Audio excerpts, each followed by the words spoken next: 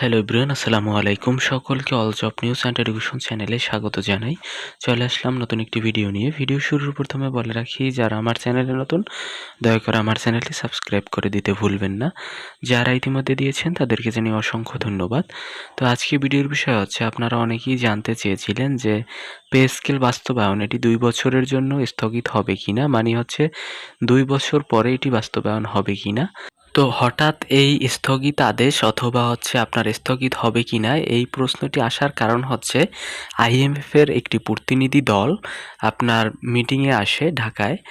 এরপরে এই মিটিংয়ে সিদ্ধান্ত হয় যে, দেখেন এখানে বলা হয়েছে, অর্থ বিভাগ সূত্রে জানা গেছে সম্প্রতি ঢাকা সফররত আইএমএফ এর প্রতিনিধি দলের সঙ্গে একাধিক বৈঠকে নতুন পে স্কেলের আর্থিক প্রভাব নিয়ে আলোচনা হয়।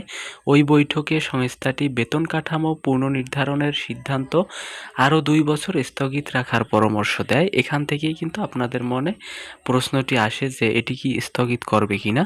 তো যদি সঠিক সিদ্ধান্ত বলি, সরকার সেখানে সঠিক সিদ্ধান্তই দিয়েছে, যে তারা বলেছে আইএমএফ এর সাথে এখানে কোনো আপনার সম্পর্ক নেই পে স্কেল বাস্তবায়নের সাথে। এখানে বলা হয়েছে, নতুন পে স্কেল কার্যকর হলে আন্তর্জাতিক মুদ্রা তহবিল আইএমএফ এর কাছ থেকে ঋণ পেতে কোনো সমস্যা হবে কিনা এমন প্রশ্নের জবাবে অর্থমন্ত্রী বলেন, আইএমএফ এর ঋণের সঙ্গে পে স্কেল বাস্তবায়নের কোনো সম্পর্ক নেই।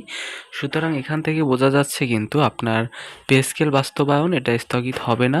এরপরে বলা হয়েছে, পে স্কেল নিয়ে গণমাধ্যমে বিভিন্ন ধরনের খবর প্রকাশের প্রসঙ্গে আমির খসরু মাহমুদ চৌধুরী বলেন, 2 দিন পর পর বেতন কাঠামো নিয়ে কথা বলতে চাই না। বিষয়টি নিয়ে এক এক গণমাধ্যম এক এক কথা বলছে বা এক একভাবে সংবাদ প্রচার করছে, করুক, আমি একবারই কথা বলবো। মানে হচ্ছে এই বিষয়ে তিনি গণমাধ্যমের সাথে বারবার কথা বলতে চাচ্ছেন না, এই বিষয়টি তিনি অপারগতা প্রকাশ করেছে।